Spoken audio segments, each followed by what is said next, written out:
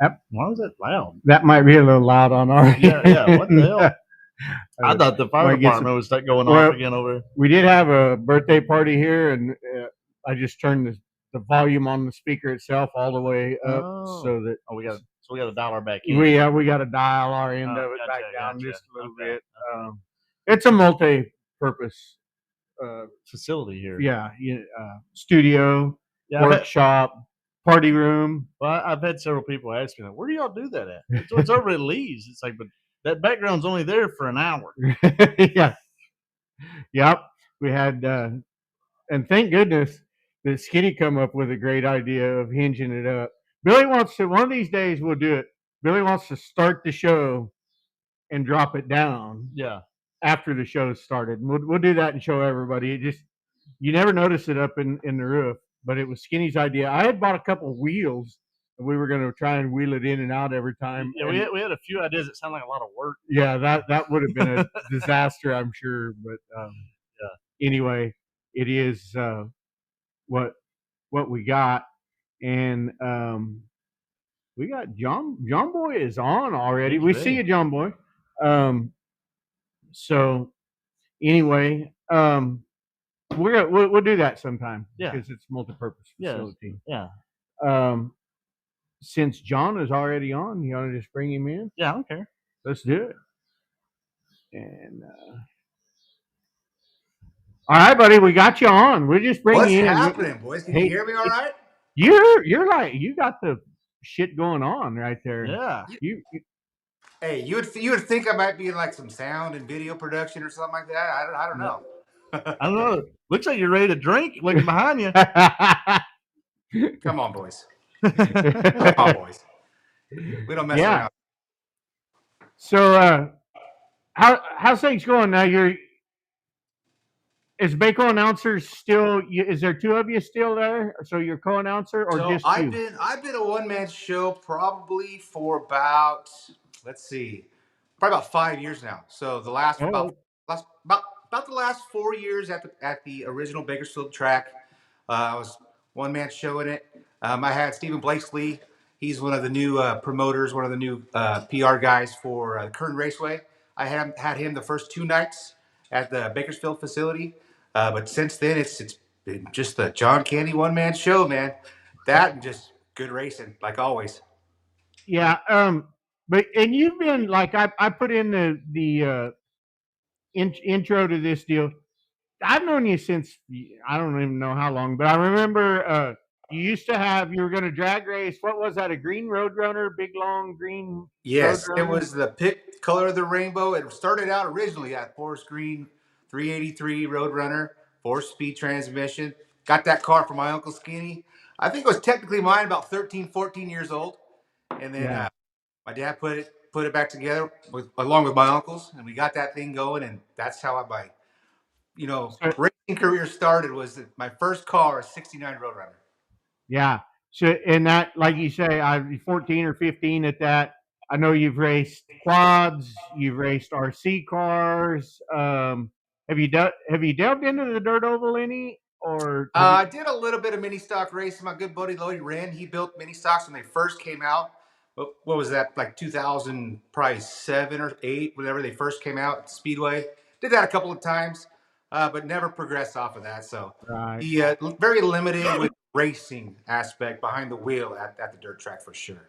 Well, we need to get you behind the wheel of something for one of these enduros out here. I'm trying to get another car together. When we get it together, we'll get you out here. Well, if it's an enduro, I'm gonna have to do some enduro myself and do a little up and down the hills or something, because there ain't no way I'm lasting no 600 lap race. You're crazy. Just get make it a 2-seater and he can ride it. Yeah, it's not that bad. It's because here's the thing, which they are getting faster though. The pace is picking up.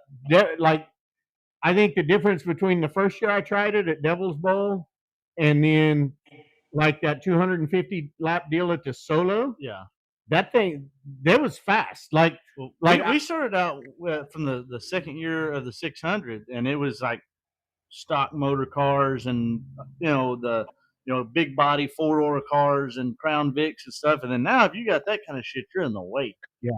The night that I took third down there down south at the first night of the 600.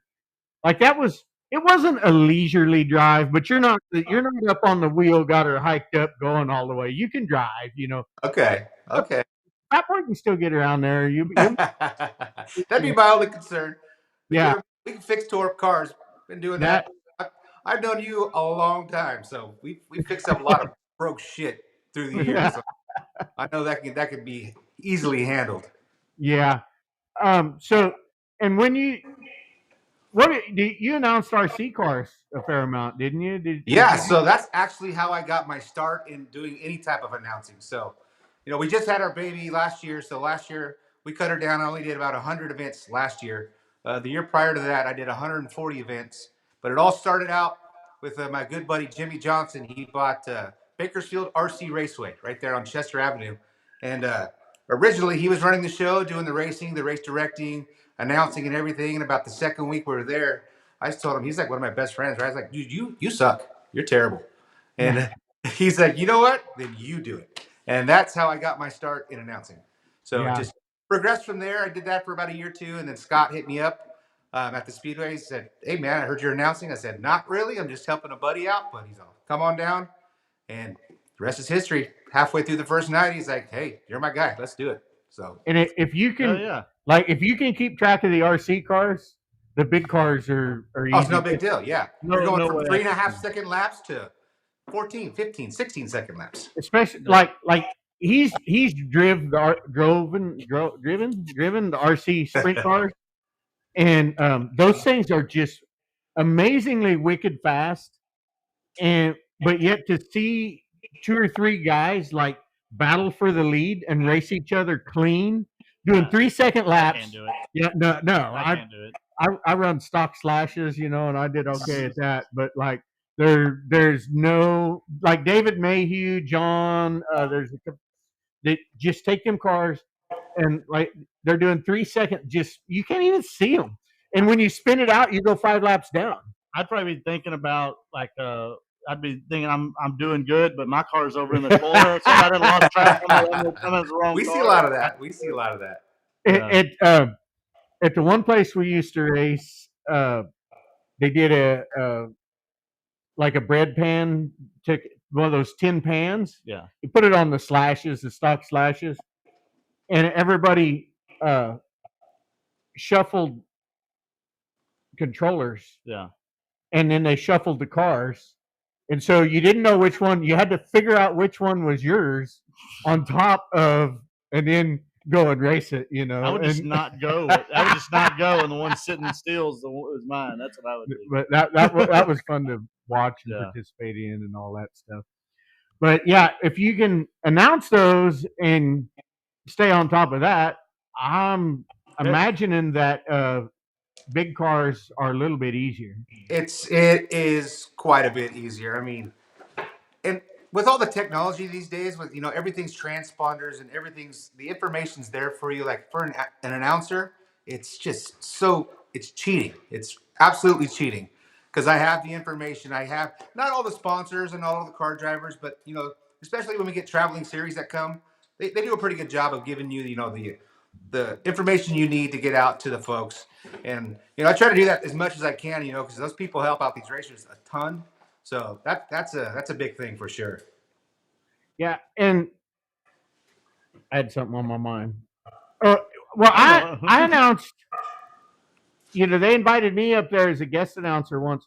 To me, it's hard not to get involved in watching the race and trying to keep speaking. Yeah. You're trying to keep talking. Well, and luckily I was one of two people up there. The other guy had done it quite a bit, and so. But that's hard. Like sometimes there's a good race. I don't even want to talk about it. I just want to watch. Yeah, absolutely. Yeah. I'm usually every time I've been up there, I'm like, oh shit, look at that, and then they're like, hey, you can't say. Yeah, they were like, I told them, I said, as long as I can drink up there, I'll come do it. So they were a little lenient on me on that, but yeah. And I may or may not have had a couple of cocktails here. They're a race or two, so those are probably really good ones. Yeah, we the announcers also, like, you guys don't usually get a lot of props while we're there. Yeah. But when we go to a place with bad announcers, we're like, shit, this is a shitty announcer right here. Yeah. I don't know that I've ever walked by and been just like, man, you're killing it. You're doing an awesome job at announcing. Oh But yeah. but then when you go to some place that their announcer sucks, you're just like, this poor crowd, these shitty announcer, like it's dull, doesn't keep everybody wound up, Or they're screaming the whole time. right. I've been to some where they're screaming. You're like, oh my god, chill out a little bit. And a good nobody's doing nothing that exciting right now. Yeah, a good sound system helps so much too. Oh, absolutely. Just so that you can talk and talk clear and all that stuff. Yeah, and that's something I've learned too, like doing all the announcing things and stuff. I mean, you're so green starting out. You don't have any clue of what equipment is. You don't know what You don't know what a mixer is, or line inputs and what is it, XLR and all this other audio shit. You're like, what the hell is all this crap? And then next thing you know, you're like, okay, I got to put this here, that there. Get your mixer set up, and so you can play music. Got to make sure you don't have dead air. Don't be that monster truck announcer screaming and hollering and yelling, and just get the info out. Just don't. It's like too much, not enough, fine line in my picture. I mean, my eyes. I just try to do it. Keep it. Sound decent. And people are not like, come on, stop talking, man. Yeah. Well, I was watching a race this morning. There's a guy, Jeff Christensen, on YouTube. He's posting some old races, and so I got to listen to the late great Mike Mosier and Steve Hughes. They were co-announcing, Yep. And Mike was so good at just filling in, and he wasn't always right. Okay, but he was going to talk about it, this or that. He was just really good at keeping the. It felt like the action was rolling all the time, and we were laughing. Larry was over here, and he's like, I guess there's debris on the track, and the camera is just focused in on a car up on the wall, and I'm like, yeah, it's Billy Griffin's car is the debris. Whole car. It's a whole car debris, but he was just so good at keeping everything rolling, and I'm sure it's even easier. Like I said, they were co-announcing with Steve Hughes. If you got somebody that you get a bond with, I'm sure it's harder just by yourself and keeping all that up and being able to look at stuff and that kind of stuff too. Yeah. Yeah, the two man deal going back and forth, it's really helpful. I mean, it makes it a lot smoother, especially in transition when you're doing the main event stuff, and you can go down there and do the track interview, send it back up to your partner up top, and they can give you a little rundown of what's coming up next. Just the biggest thing I think is just bad dead air. Especially because we now have everything's on a live feed, right?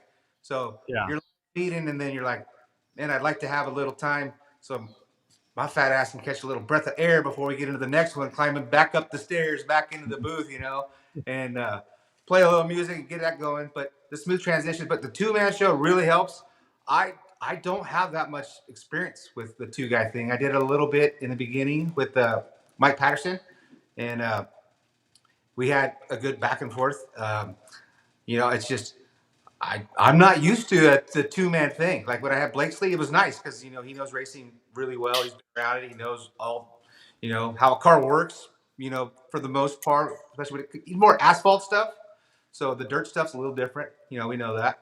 But having some of the race knowledge is nice. Partner up in the booth for sure. Yeah.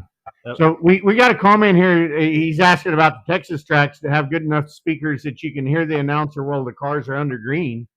Most of the ones that I've been to do. I think some of the better tracks. You got Boot Hill really a few that's a little harder here. I like it when you can hear them in the pits when they have you can hear the announcer in the pits as well in the pit grandstands, because a lot of times you're just sitting over there clueless to why the hell we got 10 caution laps going, and meanwhile they're up there telling everybody.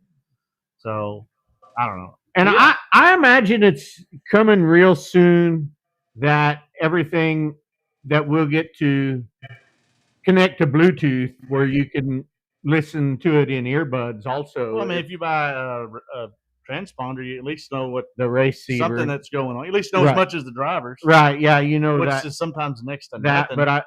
But like I can see it coming technology that will probably I'm sure it's out there, but get cheap enough that racetracks can set a way that you can just open an app and listen to it on your phone. We Right. actually at our new track at Kevin Harper's Turn Raceway, we actually have an old school FM transmitter. So Yeah. I haven't set it up. I've ran it on when we do motorcycles out there, the flat track motorcycles. We run it through a FM station, run it to the speakers down on the track, and it works. So maybe I'll try that next race. Go out there and set up the FM. It's like an FM 97 something, and Yeah. just tell the fans, hey, if you want to. Well, who's gonna have an FM radio in the stands, right? But Well, You got to get an app for that. But years ago, I talked Scott. I don't know if it's that particular one, but years ago, I talked Scott into buying one of those because the speaker system in the pits at the original Bakersfield Speedway wasn't that great. And I'm like, and then FM radios were a little more common. And I was just like, hey, why don't you get this deal? That way we can all tune in. You know, you can just have a little radio there. And actually, we had a dedicated pit stall that we had rented. And my buddy, I don't know if you remember Dennis Twist, but he actually dropped us a wire right down the pole, and we just plugged the speaker directly into the speaker system. Yeah. But we also had that deal, and it worked good. You just find, because I think you can adjust it to different FM stations. You get in a blank spot where there's no other stations, and then you tell everybody what it is, and they can tune in. Although, like you say, we don't have as much FM radio going on now as we used to. With if you have the service, I guess I see a lot of people with TVs in their trailers. You know, at least in the pit area, and they can sit there and watch the race live from their pit. Yeah. And hear everything that way, you know. And out here, John, there's a lot more. They do a lot more on the receivers than we used to. Like, I don't know, maybe it's changed since I left, but like when I run at Bakersfield Speedway in Santa Maria, they left that dedicated for on the track events, like your lineup, your this, your that. Out here, like you can walk around the pits and leave one in your ear, and they're telling you who to line up, who's lining up, all that kind of stuff. There's a little more information than we used to have out there in the pits on it. And then some tracks don't say shit the whole night. Right. You're like, was your radio working? They're like, no, mine wasn't. They said we're just lining up and racing. Be sure to put your receiver in and then never say nothing the whole night. Just wear earplugs. Our guys are pretty good. So now Dakota Schweitzer, he's been our chief steward for the majority of this year, you know, and it's a learning curve. We're growing. He's getting better at it. You know, that's a skill in itself, man. Just running a receiver, because you know, I'm sure as a driver you don't want the guy screaming and hollering in that thing, or it's so quiet you can't hear him, or talking every lap, and it's like, I'm sure there's a pretty good fine line there. Yeah, because I don't hear real well, and I've gotten a little used to it during these enduros. For the 600, for sure, they have a spotter for you. Yeah, it's basically a spotter for the whole track. And so, and they're either red or green, right? There's no cautions. So he's often telling you there's somebody up against the wall on the back straight, the front straight, whatever. But kind of before that, like, if they're talking, you're looking for the wreck, you know, and well, I didn't know that they was even doing that, because they're just like, oh yeah, they're just recommended, but you don't have to wear them. Well, I hate fucking with it anyways, so wouldn't even wear them. And then a few years ago, I wore them, and I was like, holy shit, this thing's handy. The guy's really good. He doesn't say a whole lot, but when there's something going on, he lets you know. I still hit a parked car one year. Yeah, car spun out, turn 1 and 2. I was like, oh, okay, I see him. I go around, we go down the next turn, I come back. Well, they didn't say he was still there. That's impressive. I hit our buddy Chris White. Yeah. The 275. In your defense, it was really dusty. It was dusty, and the receivers, the system was bad. In my defense, there was just some cars. I was racing 2 other people. I was like, hell yeah, I got around them. So yeah, So how's the speedway going out there as a whole with the It's new good. move? We're trending in the right direction, man. It's first race. It was kind of weird because the first race was awesome, like flawless. Didn't go with it went without a hitch. We were done by 11 o'clock first night, and we had 120. I think it's 120 entries or something like that opening night. So we had a ton of drivers, a ton of people naturally opening night. It was a great showing. Night two we had a few hiccups. Night three, a few more hiccups, and then some track issues. It's a brand new surface for Randy to be working on. We had a little, we'll say, character going into turn number one, but not like not like a lot of tracks we see, especially here on the West Coast, where it can get really characteristic like on the Yeah. track. But but Randy got that figured out now. Now he's got turn one figured out. Uh, it's just growing. Just got to learn a new surface and when we can put water, when we can't put water, when to run the tiller. Uh, we were trying to utilize some off time when the sun was setting to keep the sun out of the driver's eyes and do some track prep during that time. But there are a couple times that got us behind the eight ball with time. So it's a balancing act, especially the first time out. So or first year out. So but it's doing really well. We're doing good. We had a great showing last 2 weeks ago now, and 80 something cars done by 11 o'clock, and track was awesome. And talking about the track, that's something we've touched on it here a few times, but I didn't really think about it until I heard Tony Stewart talking about it. And when I first started racing in '96, heavy tracks were pretty common. Like Mm-hmm. you could get, and he was just Tony says you just can't do that anymore. He says the power that the cars are making and the horsepower that they're actually getting to the ground, that friction, that drive, they're so much faster. That drive dries out tracks. That causes heat, and that's drying out tracks. And he's like, days of the heavy track main events are just gone due to that. You're lucky to get a little cushion or something every now and then. So But so I was at two big races this last week. One was the Little Dream Street Stock race at Rice Lake. The other was at Cedar Lake for the USA Nationals. And both tracks reworked the track before the A main. yeah, Like I don't know, I'd never seen a deal like this before. It goes out there and they're pulling with a tractor and it just goes in and just starts tearing the son of a bitch up. They go out, they watered it beforehand, they sprayed water on it, and then they packed it back in. yeah, But by the end of the night, by the end of the feature, it's back slick again, and but it's I don't know. It's like like you're saying, it doesn't matter what you're doing. The yeah. tracks are just getting slick again. Have you been to the Super Nationals? Which ones? The IMCA Super Oh, Nationals. like Boone? Yeah. No. So they go out ever so often, I think and it's like every 8 or 12 races. I don't know. every Somebody. maybe 8. Yeah. And but they just make one lap. They have enough tractors, enough water trucks, and enough packers Yeah. that like they break it up. The tractors are breaking it up in front.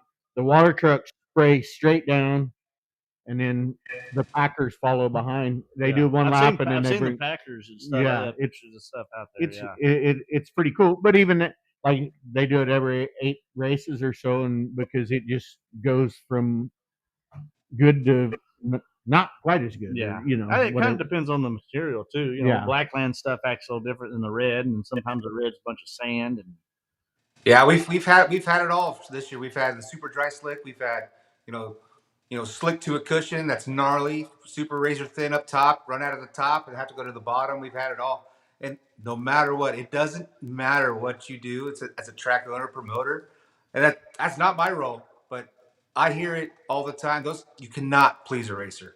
Jesus, you cannot please a racer. If you have a perfectly smooth glass track, then you're gonna have the lower, I'd say the lower tier driver or the little less experienced driver. He's not gonna be able to get a hold of the track, and he's going straight to the back.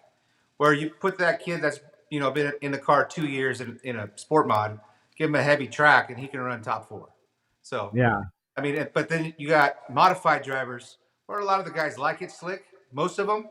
But if you do happen to have a heavy track and you don't have 20 cars, and you got a 30 lap main, and it doesn't really start drying out till the last 8 laps.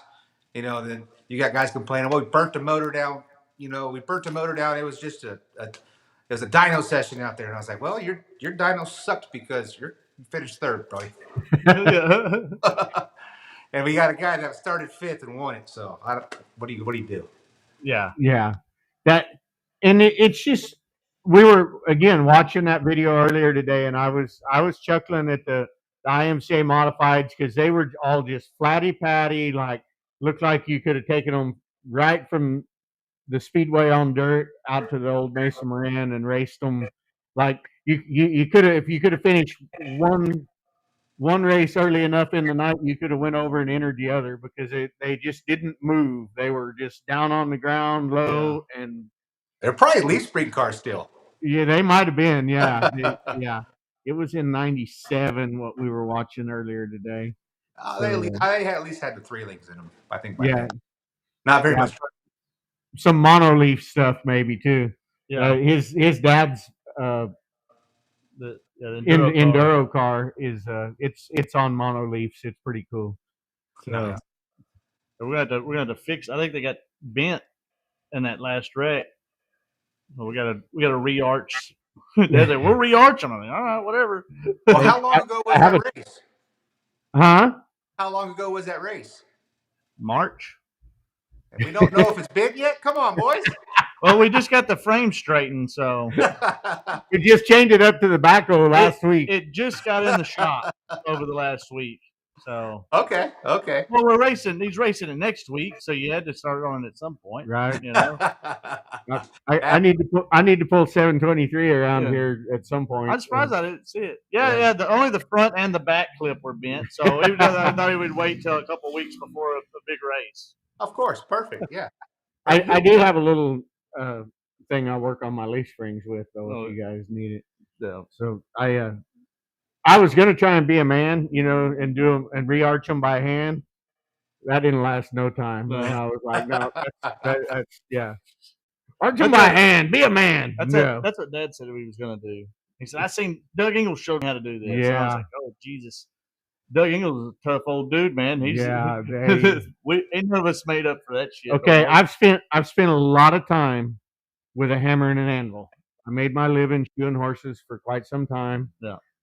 I know how to bend iron. I know it was whipping my ass. I'm like, oh my God. And so I'm like, I didn't need to go that far either. And I thought I might have been making it worse. Like it might have been springing back worse than I was. I'm like, I gotta figure something else out. So I kind of made a little press deal for it to help. Yeah, and, I don't know. I've never had to fuck with that. I don't know if I've ever even drove a leaf spring car actually. What do we got? What's our cousin over here saying? The Cush page. If you want to talk cheating on leaf springs, you need 2 come-alongs and some Crisco.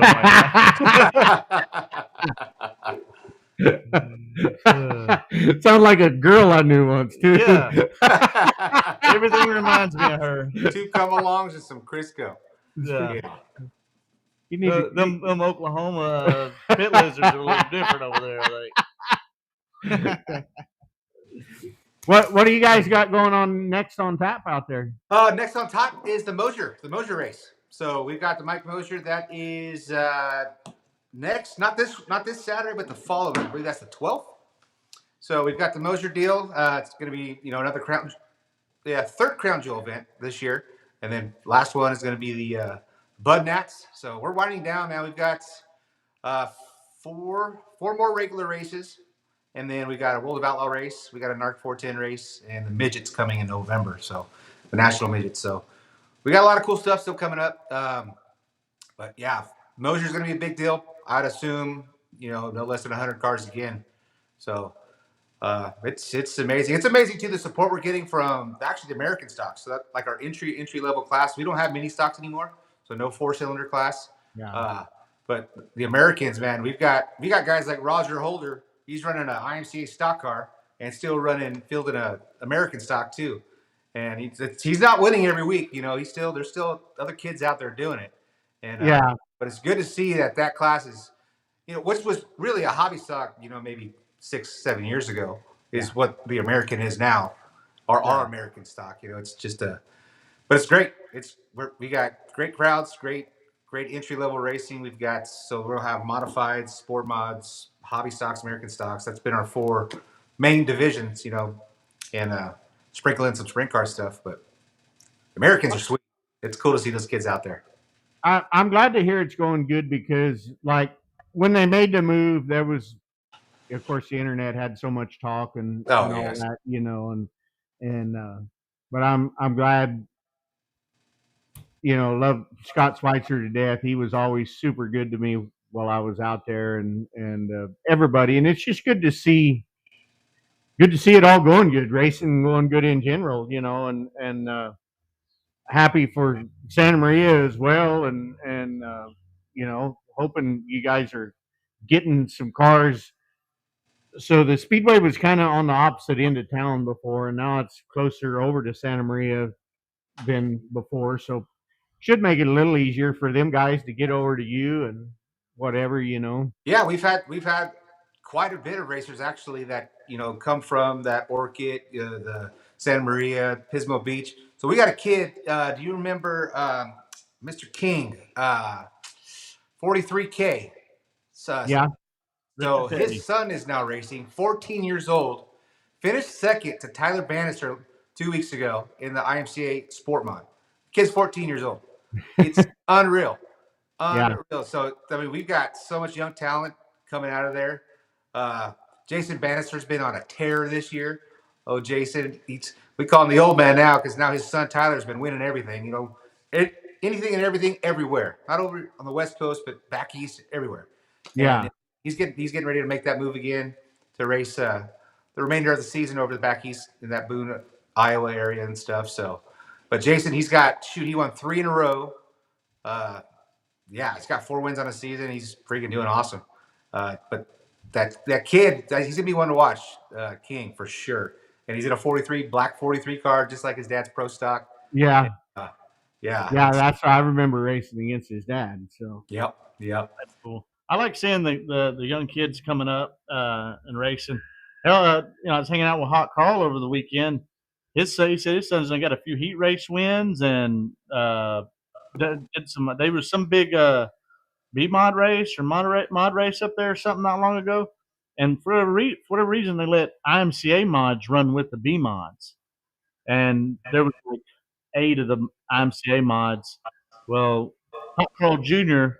was the fastest B mod there in time trials or whatever. So I thought that was pretty neat. He was way proud, man. We talked about it all weekend how fast his son's been doing in you, that car. when Just coming out of carts, straight to a B mod. before I left California at Kern Raceway, where Bakersfield Speedway is now, they were when they had a few races, their car counts weren't that great, and there was some nights that they went ahead and let the IMCA Sport Mods and A Mods run together, and the Sport Mods were surprisingly good. You're like at that point, you're like, why do we need 2 classes for this? Because they're like Well, yeah. they were pretty damn fast. Especially my buddy Levi Kiefer, I think damn near won one night in his sport mod in the A mod against the A mods. Well, I know Yeah. people You who get the ran right guys, it can three happen for links sure. with went Yeah, out with 3 links and ran with open mods.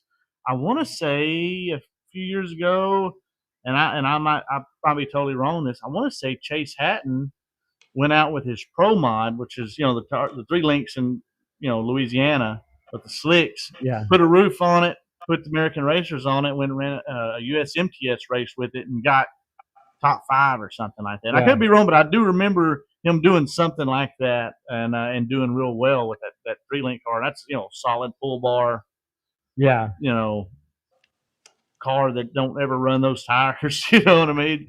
So I always thought that was real neat. Heck yeah. Well, John, I think we'll let you get off of here, and we're going to roll through some sponsor stuff. We'll talk about Billy's weekend a little bit, and we Awesome. Well, certainly you appreciate guys having hit you me up on. anytime, man. If you guys want a little California update, more than willing to get on and have a little Yep. chat. And Yes, thanks for sir. having me on, guys. You have the link, so we haven't changed that yet. So if you ever just want to jump on, we'll see you down there. You want to update us a little on something? Hop on there. Yeah. Got if you're watching, got a comment to make about something, just hop on. Yeah. Perfect. Sounds good. All right, man. Appreciate it. We appreciate it. We'll talk to you. Bye. That's our first announcer we've had. Is our first announcer? Yeah, I think so. Other than Owen, but he's like a jack of all trades. He don't count. He's jack of all trades. He don't count. He's an announcer, promoter, everything else. The Street Stock Nationals. Yeah. So next weekend, I'll be there with Addicted to Dirt, selling merch up in the stands, and I don't know. I'm heavily considering, since there's the Little Tex 100 at Rocket Raceway Park that Saturday, heavily thinking about going up there Thursday and Friday and leaving out Sunday and coming back and trying to run it. Leaving out Saturday morning. And coming back and trying to run the 100 lapper, and I haven't talked to Mike about that. See if maybe he could sell a few of my shirts or something while I'm, I'll leave him with some of my stuff or whatever. But I guess that would probably depend on how Friday goes, and then depends on how the car goes for Dad and Jesse if they get it going. Jesse's out on vacation right now. Oh, okay. And so it's just me and Dad at the shop getting that car going. I just got back. It needs a ton of. It don't have a body on it. We still got to pull it back out and move the rear clip again. More. Yeah, more. And so I told Jesse, I said, hey, if you don't have, if the car's not ready, just run the 3-link car, the one I was going to run. Yeah. Because I need to test it there anyways, gearing and handling and reliability, because I didn't get that many laps in it last time I ran it. So I Google Earth that and measured around it, and it only showed there's going to be some variance because it's not perfect the way I do it. Yeah. But I measured each one of them twice, and I only got that rocket was 20 foot longer around the racing line than Arclatex. Really? And so it looks bigger. And now I'm just like, I think maybe I'll just leave my. Well, I don't have. I got 7.0. I got to put the 650 in it. Yeah. But I'm like, I think I'll just put the 650 in it. And I think that's what I got is a 650 in that car, and that's what I was telling Dad. I was like, well, if I don't have the right gearing for that car, I'm gonna have to go get the wagon straightened back out and run it, because it's got the quick change in it, and I can run where the hell I want to there. Yeah. But I already got a car that's sitting there ready to go. All I gotta do is put tires on it and fix where I got ran over, which is a little bit of welding and some sheet metal work. So let's see what our buddy the Cush page here had to say. This Google Earth measure tool is a super setup trick. Many tracks look different than what they measure, and I would think that just but and I haven't the only laps I've made around Rocket was in a school bus, and I keep doing school bus stuff on Instagram. But it seems like it would be a track where you could keep your momentum up. Yeah.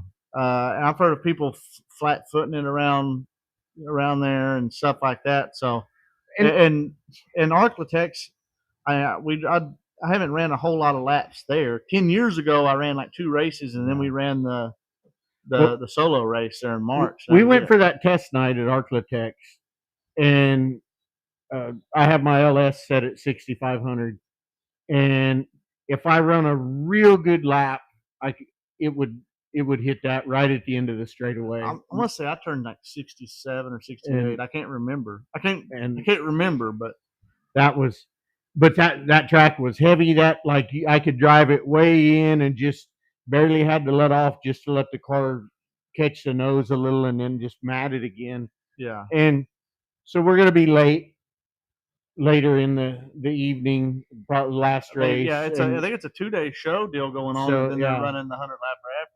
And so it should slow down for the 100 lapper a little bit up there. Yeah. So I'll probably take another gear, but I'm just gonna put the 650 in it, and I think we're going to try going, or they're going to try going on Friday and see if they can do some hot laps. Yeah. But which would be the way to go. You might tell him his camera's still on. he's all right. Yeah. We got to pull. Yeah, unless he pulls his pants off. Yeah, don't do anything we don't want to see there, Yeah. John. Yeah, he stood up. We turned the mic off so we couldn't hear him. Yeah, he stand up. He's Winnie the Poohing it. I always announce with no pants Yeah, on. yeah. That's the way it's more comfortable. So Skinny's Automotive, always helping us out with lots of stuff. Helped us out get to the 600 this year. Of course, it's going to be cooking like we always mention. I was telling our buddies Tito and Hot Carl over the weekend, hey, y'all got to come down this year. Skinny's going to be cooking. Y'all going to want to come down for that. We had so many people cooking when we were at Cedar Lake this weekend. We had Clayton Wagaman do his hibachi deal, and we missed most of that. Yeah. But he had the big hat on, and he's out there. Oh, you want to fry rice and all this stuff? And man, it was hilarious. And we had chicken, and somebody cooked jambalaya one night. I mean, we were just, it's like when Skinny's there. You gain weight at the racetrack. Usually, I'm losing weight because I forget to eat, but they wouldn't let you forget. But when we went to the IMCA Super Nationals with Larry, that lives across the street here, that was one thing that Terry Henry. We took a lot of food with us, and there was these guys from Alabama that were pitted right next to us, and we fed them most of the week we were there. Yeah. And the last night, they're like, "It's our treat. You guys have been taking care of us all week." Dude, they laid out such an awesome spread. And I mean, we had good food too. I'm not knocking what we had, but they wanted to pay us back, and they damn sure did. There's such a good community there at the races, getting to eat. Skinny's going to need a bigger pit. TJ says, I actually have to make him another one. That's one of his requests, that he needs a second barrel. Yeah. I don't know if you know this or not, but he cooks in barrels. The Australians were telling everybody he cooked in trash cans. Yeah. Yeah. We're gonna double barrel it this year, I think. Yeah. He already told me. He's like, you got to get me another barrel. Yeah. Miss the infield tractor tire guy in town. Yeah. You're often gone, running amok, running around. Speaking of the other enduro car, Alltex Dirt Services. Call him up. He needs money for straightening frame and a couple new axles. Huh? Yeah. If you need your frame straightened, he knows how to do it. Yeah. He's got the portable jig. I'm only joking about the axles because we talked him into buying a couple axles today. I thought I was going to arm wrestling. I sent him a link for one, and then I'm like, you know what, you ought to get two. I didn't realize they had cut to length axles. I didn't know that was a thing until I kind of started searching for them. I've seen them on the for like a floater or a quick change. They had like 10 inches of spline on them. They have two different sizes, a long and a short, but you just order what's close, what's a little bit longer than you need, and you just cut it down. I would guess they do that because of a lot of people narrowing them for drag racing and things like that. I used to have a 9-inch that was like this long, and I sold it or traded it to somebody. I don't even remember where I got it from, and it was for some rat rod project I had one time. And so we got him going on. Give him a call for dirt work. Do I have to take? Oh, it's on. It changed. Oh, there it is. Addicted to Dirt. We're going to be with them next weekend at the Street Stock Super Nationals at Wynot Speedway. Yeah. That's such a cool show. I got to go 2 or 3 years ago. And that's probably the most people I've seen at a dirt track that didn't have like a national touring series there. Earlier today, they posted their entries with their street stocks and factory stocks. There was over 100 cars in each class. So that's crazy. Yeah, Oh yeah, we went and looked at it trying to see what axles it had. It's a floater though. So dang. And I think I know what gear's in that thing. I think it was like a 5 5:19 or 5:43 or something like yeah. that. Yeah, I think that's what I'm remembering. So yeah, we did go look at that. I wish we just would put a floater in it. That might be the upgrade. Yeah.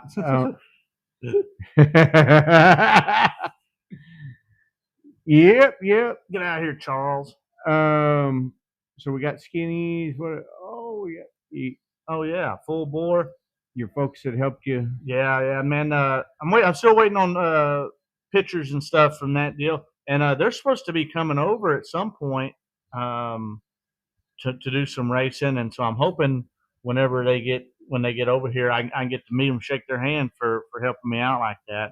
Then that suit sure is nice. What? And here's the other part. And the helmet. What's Donna's doing right now? I haven't seen any So Facebook coming. So our Speaking another Aussie buddy of ours over there, Travis Miller Time. He's been running some non-wing races up in I guess like the Sprint Speed Weeks or something up there. Yeah. So Dons and Raz has been pit crewing for him and helping him out, and I think they're in Nashville right now. And Travis, he's supposed to be here. He's supposed to come by. I think he said the 10th or 11th or something. He's going to come through.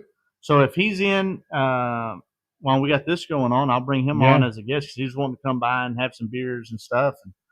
And he's cool. I went and watched him play basketball while I was over there.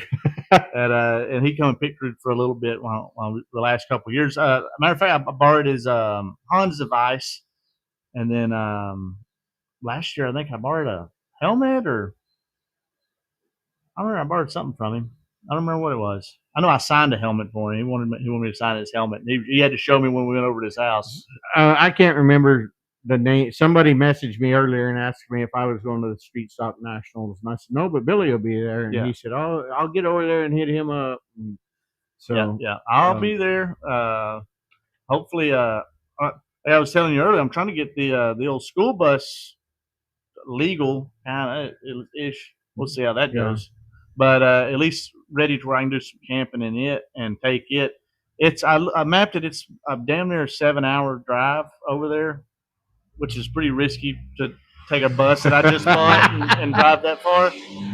But like I told Jesse, I said, well, it's probably more reliable than my Tahoe. It'll take 6 hours. So that's my old van, man. I have more faith in it going places than I do the Tahoe. And they both have about the same amount of miles. Yeah, you just got to know how much fuel you got in the van. Yeah, that's exactly. Yeah, there's a few things I need to work on that bus. I need to get the ACs charged, and it's got something loose under the dash. When I've got it, the guy's all fingering under the dash, and you see everything come on and go off. So I got to get that going, and get some of the seats out so I can sleep in there. But that's what I'd love to do is do that. We got Comprehensive here, Dustin Randall, that helps us out. Oh yeah. He helped out our buddy John Boy over at Boot Hill a little bit. Hopefully, John got him took care of. I seen he commented earlier. John made a comment earlier, and I skipped saying, over. Well, we were busy. Yeah, but he Comprehensive, man. He's a good dude, and he don't mind helping people out, and he sure did help John out, making sure John could race after having that spindle issue on practice night there for the King of the Hill race. And speaking of the King of the Hill race, it rained out on us. Yeah.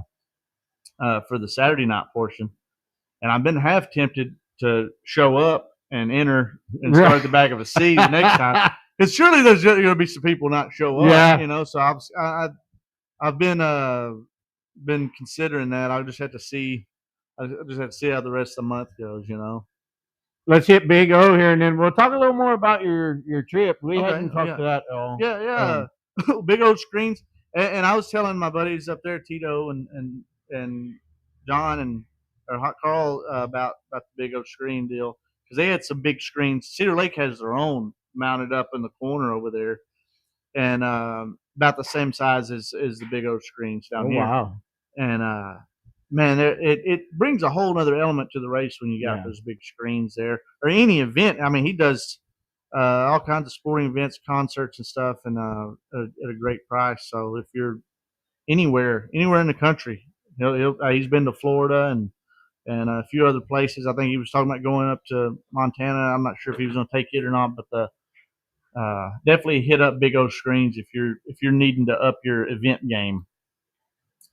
Now, you were in Wisconsin? Yes, I was up in Wisconsin. So last Sunday, I guess not this past Sunday, I flew in, but last Sunday, oh man, I leave Dallas, all right, and we're flying What's up, in. Kristen? We're flying into Minneapolis Airport there in Minnesota. Go to land. We're at like 1,500 feet. Me and the guys, there's like a little app, and we're watching it. And we're already doing a bunch of this shit, and you can see lightning out the window. Damn, it's gonna be kind of rough landing. We're down like 1,500 feet, and they just pull up and take off. Well, we don't know what the hell's going on. No, everybody's on there like, what the hell? Because did our wheels could not come down, or yeah, we're just slowly getting further away from the airport. It's like it went from like 5 miles, and then it just started going up from there. I'm like, what the fuck's going on? Well, we almost. We're on the plane another 25 minutes, and they finally come on the radio. And it's like, sorry about that. I don't know if you noticed, but we didn't land. But we're having to land at Rochester Airport because of the storm. There's a bad storm. We're like, what the fuck? So we land, and we're stuck. We're stuck at this airport for 2 hours or more, probably, because they didn't have a gate for us. There was other planes there, so they fueled us up, give us fresh right side tires, and we took back off. And another 30 minutes or whatever it was back, and landed still way rough. Everybody starts cheering, right? Everybody's cheering after we landed. And I said, "This some bitch ain't stopped." Well, I'm still looking. We're doing over. We landed doing 170. They're cheering it while we're still doing 150. Y'all not clapping until we stop. But it was a funny deal because I'm sitting in the middle seat, and there's guys on either side of me, and some of these other guys were from Texas that were headed up to drive some 18-wheelers back down. One of them had never flown before. And the guy next to me, I think, was starting to panic a little bit because he was doing a lot of this thing right here.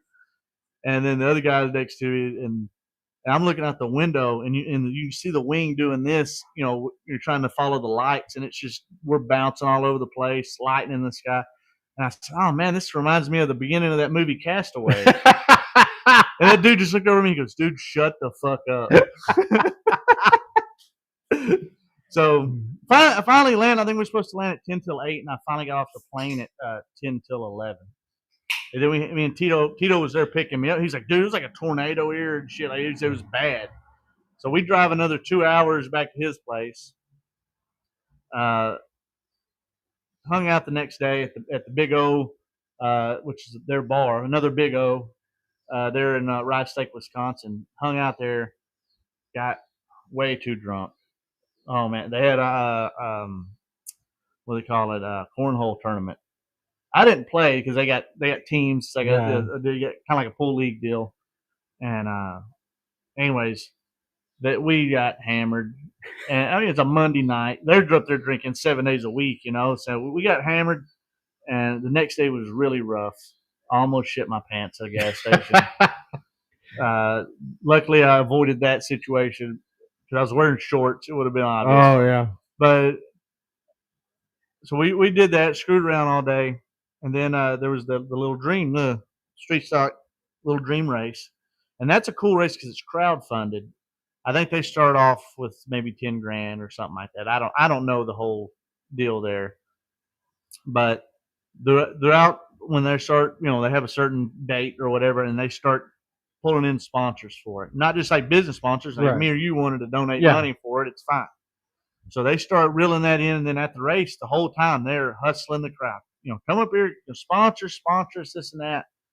And we end up they got it up to $30,100, which was a record for them. I think last year was 30,000, and the year I went was 29,000, which was 2 years ago. So that was pretty neat.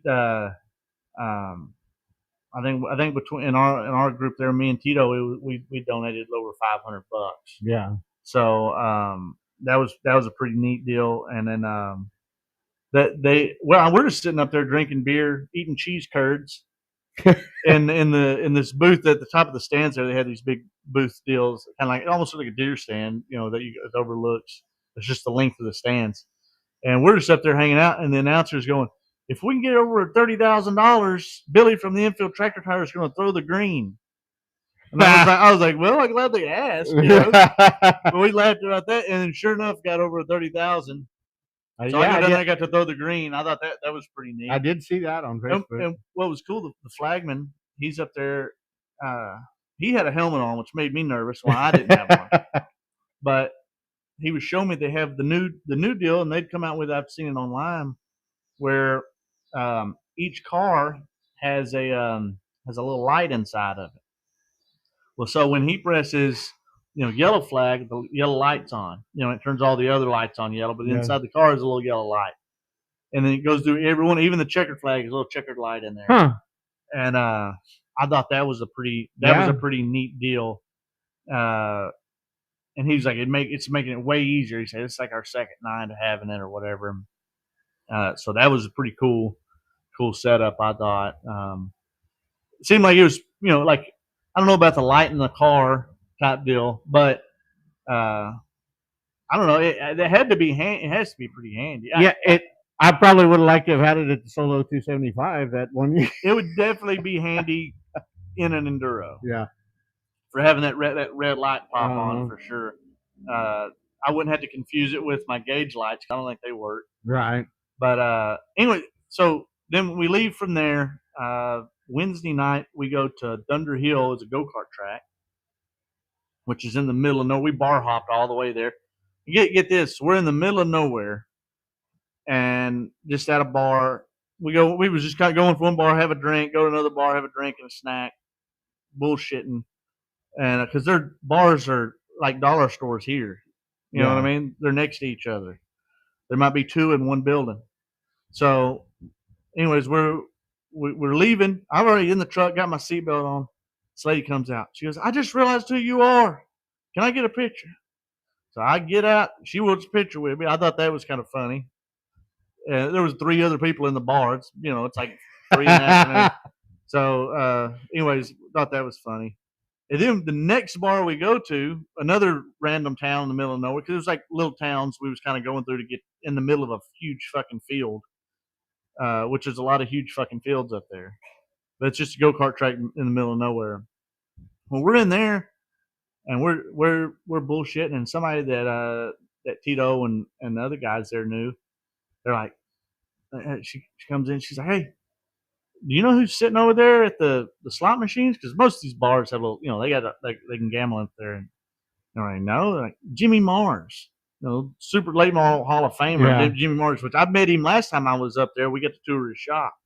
Me and Hot Carl, way cool guy. So I go over there, and I just sit down next to him on the machine. There's only 2 machines in this place. I was like, these things hitting? And he's like, nah, a little bit or whatever. And we're bullshitted for a second or whatever. And I just said, hey, aren't you Sammy Mars' dad? And he was just like, yeah, And anyways, I was like, I'm just fucking with you, man. We met. He's like, oh yeah, And then you kind of sit there and played, bullshitted for a second, and then we're fixing to leave because I think we're fixing to go to another bar, or head to the track, whichever one. And anyways, we were worried about bugging him. He's out here, he's getting away from work for one, and just enjoying some time by himself and having him a beer. Well, anyways, we ended up talking to him for like 30 minutes. He started talking racing to us while he was going to leave, and so that was a pretty neat. That was pretty neat that he sat and bullshit with us, which he knows Tito and stuff like that. I think Tito used to sell tires to him, and sometimes it's like there's a way to go about things. You're not asking a guy a jillion questions or something. Yeah, you just sitting there BS, and we Skinny that's hopefully he's watching, but we kind of had to deal with Chocolate Meyer like that one time where we thought we'd be bugging him, and he was he ended up, we stayed there and visited just because he kind of kept on, you know. Well, I stuck a picture of him, but I wasn't going to ask for one, you know. But it was funny. We were saying something, yeah, and there's Jimmy Mars and all this stuff, and I said, yeah, he might be famous, but nobody asked for his picture. I had the bar before that. I got somebody come out and I had to get out of the truck. I thought that was funny, but Heck yeah. We went and watched the kart racing, and that was pretty neat. That was it was up on a hill, and then it got cold. I was wearing shorts, and I was not ready for the. When I seen other people wearing hoodies, I was like, I'm fucked, because everybody up there had been saying how hot it was.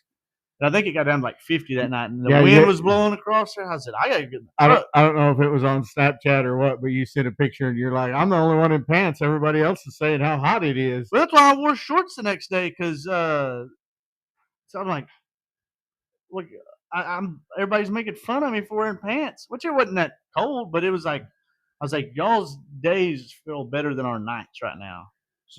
I've got a longtime friend in Wisconsin, and I started to message him and tell him to go hit up the races and see if he run across you or whatever. But he's a dirt track, like he's a fan, and I was like, well, it might not like be near, but then I was thinking, I'm like, we live in Texas, like Wisconsin would probably fit in just one corner. like there's probably nothing that far from it, anything else in Wisconsin, not like it is here, or from tip to tip, it's a day drive or something. I have no idea. It's probably 6 hours, probably get you from the furthest corner to the furthest corner, and then some. Maybe I don't know. I didn't bug him, but so we go to Cedar Lake, meet up with Hot Carl there in Cedar Lake for the USA Nationals, 100,000 to win Super Late Model race. Then they had the Wissota late models there too. I thought that's weird that they have late models as the supporting class for late models. But yeah, we had a blast over there. We got to hang out with Dave McDonald, which is a legend up there building race cars. Where was Ethan at? I got your shirt on, and you said he struggled, but that was at Cedar Lake. Yeah.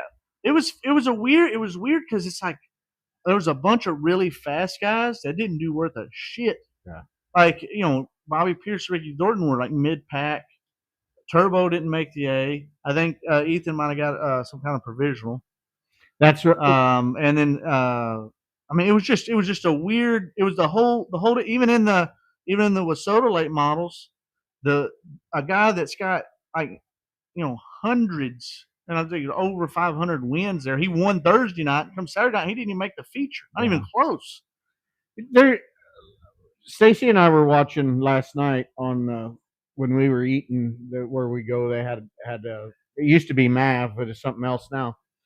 But like Davenport was running mid pack and in it, and I was just like, I was talking to her, and I'm like, it just goes to show, like, just being off just a tiny bit in those can really screw you up. Because Jay McDonald had a good thing. He said it's those last 2/10 is what's hard to do. You're right. And you're like, fuck, you're right, because it's everybody's running in the same second. There's some the top 10 might be in the same half second, but when you're going that fast, it's a huge difference. Yeah. But there was some good racing the whole weekend. And even the street stock race, I don't think I've seen the wrecker used once. And then at Cedar Lake, I only seen the wrecker tow a car off one time.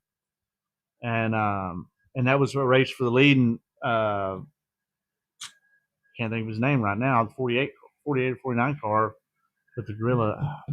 Can't think of his name. Jake Tim. He just came up and caught Alberson, just nosed him into the wall. And there was people booing Alberson and stuff. And I'm like, that was not his fault. Right. He was like this, you know what I mean? But racing deal. Yeah. But one other than the clean racing, and the street stocks, by the way, have no steering quickener. So I was real impressed with how clean they were running. That's crazy. And anyways, at the Cedar Lake deal, they always have a real badass fireworks show and stuff. Saturday, or it might have been Friday. I don't remember. I was drinking a lot. Now, I'm interrupting you, I know, but is that where they had Was there an app that goes on the phones too, or something? Okay, so well, all the lights you see in like the driver introductions and stuff like that, they when you go in Saturday, you get your ticket. You have your ticket with you. And they got a table set up. They mark your ticket and they hand you. It was a little wristband. Oh, okay. And it changed colors. You press the button, it changed colors. The last time I was there, they give the kids out these little necklaces and a koozie that lit up. That was it. They just lit up. But this year, you get these wristbands. I won't say what I thought they looked like, but it's a little wristband with a light on it. And as soon as they turn the lights off for the driver introduction, because they got a spotlight that follows them around for the driver introductions. Big screen with their name and everything, and it's real badass production of it. But all the wristbands started flashing and changing color to the music, and that it was way badass. Yeah. And then to top it off, during the race, they're like when it's a caution, they all turn yellow, and when it's green, they all turn green. That's pretty awesome. And I was like, that's pretty badass. So I want to take one and just see if it does it. I don't know how that works, but I just want to see if it'll do it. Maybe that, like I said, that little box. Maybe it's set up for some signal for that. But I cannot. That place is so big. We looked it up. There's over 1,300 campground spots, and I don't know how many seats and things like that are there because it's full size grandstands on both sides of the track. Not to mention all around 3 and 4s campers and stuff that can park there, plus the pits. That I don't know how many. There's enough people there that your phone signal fucking sucks. Right. And then, but to have whatever they had for those wristband deals to work had to have been a little risky to make sure it had enough signal for them to all work. But what a neat place to do something like that. The video you posted, it was pretty cool to see. It was way cool in person. It was yeah. I tried to at least get some feel of it, but it was way cool, way cool. I highly recommend anybody going to that show for sure. Hell yeah! Well, we've been on for over an hour. Yeah. Anything else? No.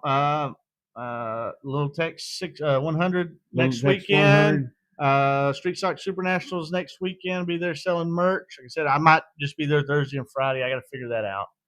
There's a lot that goes into figuring that out. But yeah, I don't know. Yep, we'll be up at Rocket. I don't think I'm going to go Friday. Yeah. Just going to wing it.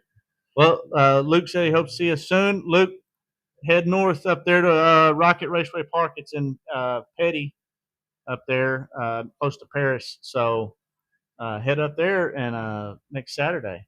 And there'll be some racing. And Dad's supposed to be driving Eric Jones's car. Yeah, he told me that this morning. He called me. Yeah. So I think I got to do a little welding on a bumper or something on that thing. But anyway. All right. Thank you all for joining us. Thank you. Follow everybody on social media. Go support racing. And see you at the next